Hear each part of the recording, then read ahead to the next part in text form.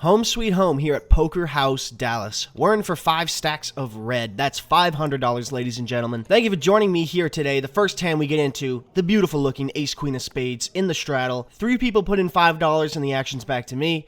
I'm going to raise it up. We got a great hand. I make it $30, and we're going to get a call from the hijack, going heads up, out of position to a flop, which comes down 10-9 deuce rainbow with a spade. We still just have ace high and a few backdoor draws, so I'm going to check it over to the hijack and see what he decides to do. The hijack quickly checks it back, leading us to a beautiful looking queen of clubs on the turn. Now improving us to top pair, top kicker. We are going to be betting this card. I make it $45. The hijack decides to let me have this one. He folds his cards, and we're going to take down the first pot of the night. Not a huge one, but always nice to win the first one. This session is quite swingy, so buckle your seatbelts. Here we go. Pocket eights. We're in the hijack, and there's one limp. The straddle's on, but $5 is not going to be enough. I make it $25. And we're going to get called in 2 spots here, one from the cutoff and one from the straddle. So going in between 2 opponents to a flop, which gives us an overpair, 6-4-3 rainbow, a great looking flop for pocket eights. The straddle decides to lead into us here for $30. It's a relatively small bet compared to the size of the pot. In the moment, I just decided to stick in the call. Looking back at it, I really like a raise here. Pocket eights are going to be the best hand a lot of the time, and there's almost no turn cards that we're going to like. But I put in the call, and the cutoff comes along as well. We're going to a turn card, which is the 9 of diamonds. Probably the best overcard to see for us. There's not going to be too much 9x that our opponents are going to have on the flop. But when the straddle checks here, I think we got to bet for protection. We can't give these guys a free river card. And when the straddle checks, I think the pocket eights are going to be the best hand here. And when you think you have the best hand, you should bet. So I make it $65. The cutoff gets out of the way,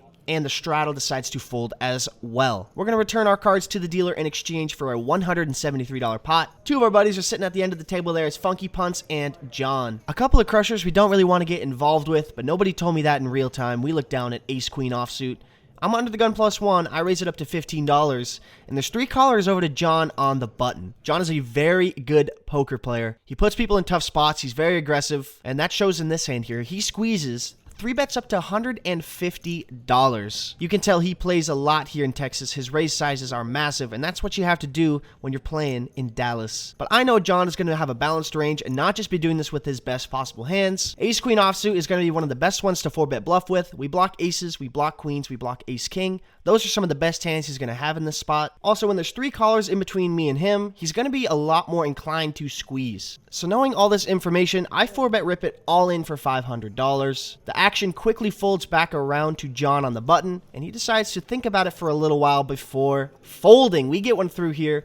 I think it's likely we had the best hand, but I really like our 4-bet jam there with ace queen. You have to push back against your opponents and put them in tough spots, and that's what we're going to be doing in this video. Pocket deuces here, the ducks on the button. Shout out to my boy Joey Sabo. He's the one who made the trip out here to Dallas with me, and this is his signature hand. There's one limp to me. You bet I'm raising it up to $20, and we get a call from the small blind and the limper.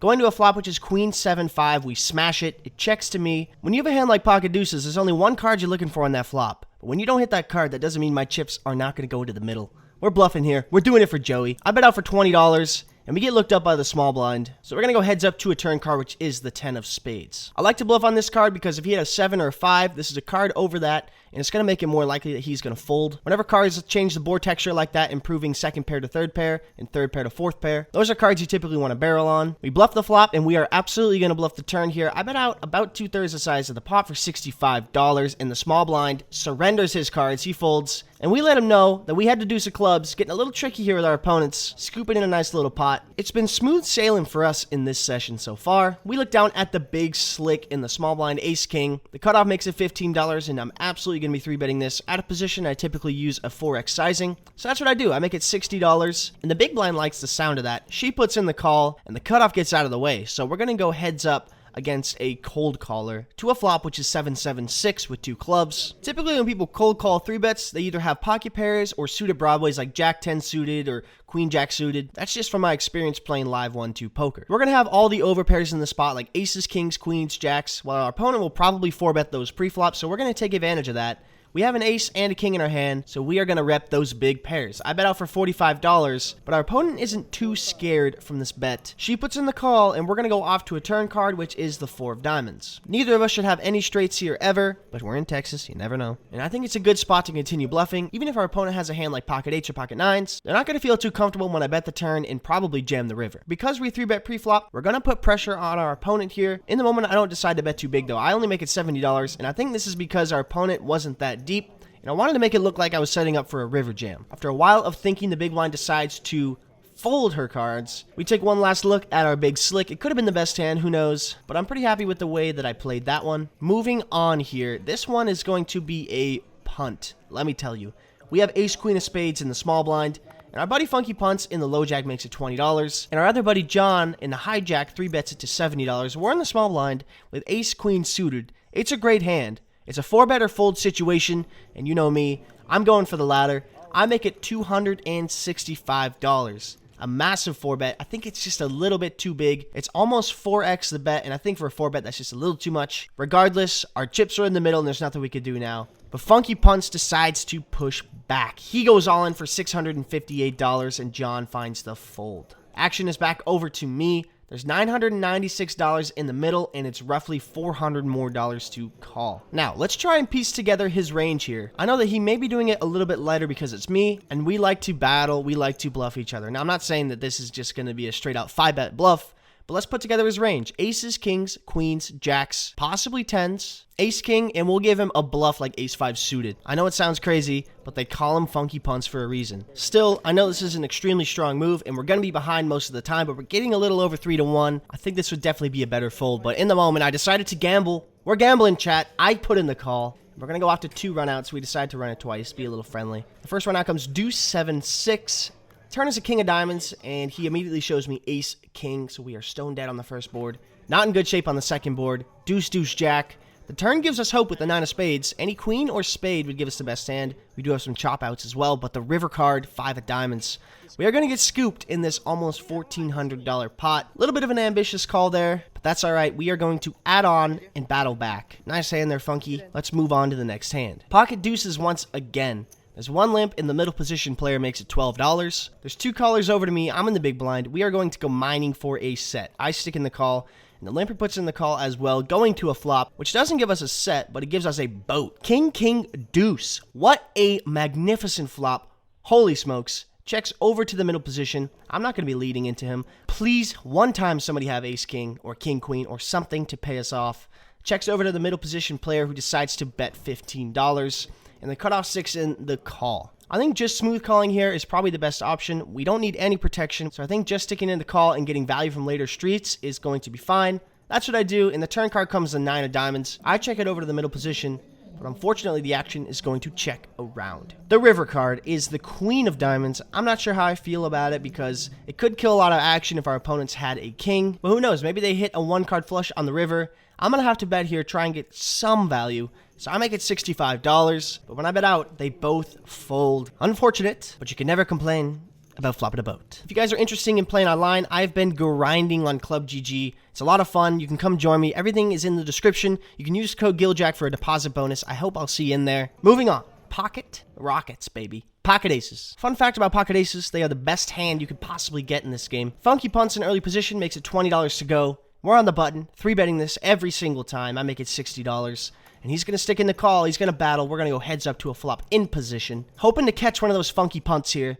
The flop comes ace 4-3 all hearts. We flop top set. It's a very dynamic board though. All hearts, some straight draws out there. So when he checks it over to me, we're going to be betting here. There's a lot of hands we could get value from. And I know Funky is very, very sticky, especially against me. So I bet out for $45, but he decides to not get sticky this time. He folds. And we're having a tough time getting paid off with our real hands in this session. Poker's not like a slot machine. You don't get paid out every time you hit a set. You don't get paid out every time you hit a flush. That's not how it works. And you actually have to think about your decisions, crazy enough. Moving on to the next hand, pocket sixes. The last 2 hands we flopped a set. Can we do it again? I'm in the hijack and there's 1 limp. I make it $15 to go. And there's 4 other players trying to hit the flop as well. So we're going to go 5 ways to a flop, which is unbelievable. 8-6-4 rainbow. That's 3 sets in a row, people. What is happening? Hopefully we can get paid off this time. Checks to me with $100 in the middle. We're going to bet out for $35. And we get two customers here, the cutoff and the button. The small blind has other ideas. He jams all in for $119. What a dream spot. The action is on me, and the question is, do we want to re-raise or just stick in the call? I think we want to just stick in the call and keep our opponents in there with all of their weak holdings. So that's what I decided to do. I stick in the call, and now the action is on the cutoff. What does she want to do? She wants to go all in for $630 effective. She covers the entire table. The other player folds, and I look at my cards one more time before snap calling. She says, do you have a set? That feels so good. She shows us 8-7 of hearts. So we're going to have to dodge a 5 here or some runner hearts. Let's go off to a run out. A massive pot here, but we need to dodge a couple cards. The turn card, the king of clubs, the river card. We are fading 4 outs. There's 4 5s in the deck. Can we do it? The river. 3 of diamonds. We are going to scoop this $1,514 pot with our set. What a hand. Unbelievable stuff. I'm glad we just decided to stick in the call so our opponent could go crazy with top pair like that. Gotta love the action in Texas here.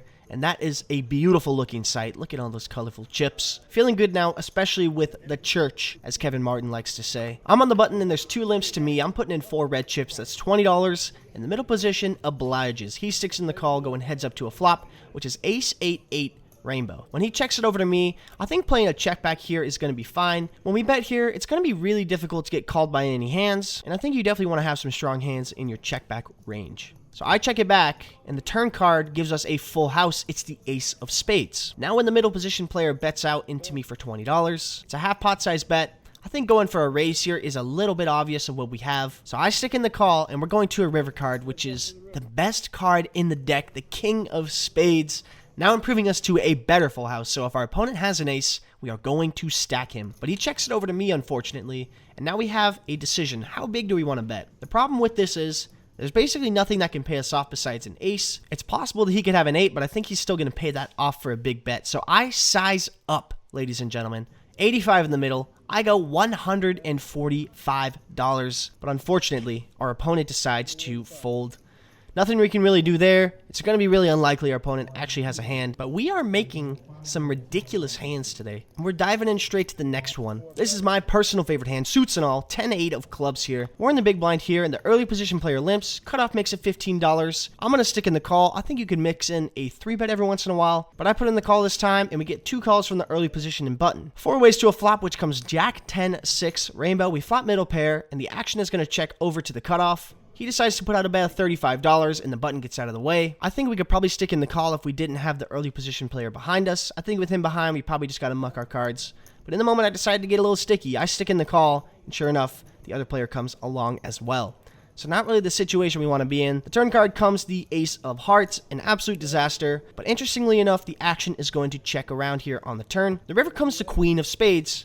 Now, any king is going to have the nuts. That's going to be Broadway. And we just have bottom pair here. Obviously, our hand is never going to be good. But can we get our opponents to fold? What kind of kings would want to play this way? The only thing I can think of would be king jack. Ace king would bet the turn. King queen, I think, would bet the turn. Try and get value from 2 players. We have a 10, so it makes it less likely for king 10. And I think if I put out a bet here, I could get him to fold a reasonably strong hand, like 2 pair, maybe top pair. Even a hand like pocket queens doesn't feel very good. So that's what I do. Betting out of position into 2 players looks really strong. I size up to $105. We get 1 fold from the early position. The cutoff goes into the tank. He seems like he's in a really tough spot. Seems like he has 2 pair, maybe a set. And after a little while thinking, he decides to stick in the call. We show him that we just have a pair of 10s, and he shows us queen, jack for 2 pair. Really nice call there from the cutoff. That's the kind of hand we wanted to get to fold. So nice call there, men. And we're going to lose that one. Unsuccessful bluff, but that's all right. You got to roll up your sleeves. You got to get your hands dirty. You got to get in there. Put your opponent in tough spots. So I'm happy with our bet there. He made a really nice call. A couple more hands here for this video. I look down at pocket 10s and the low jack, and the under the gun player makes it $15. We are going to be 3-betting here. I make it $45.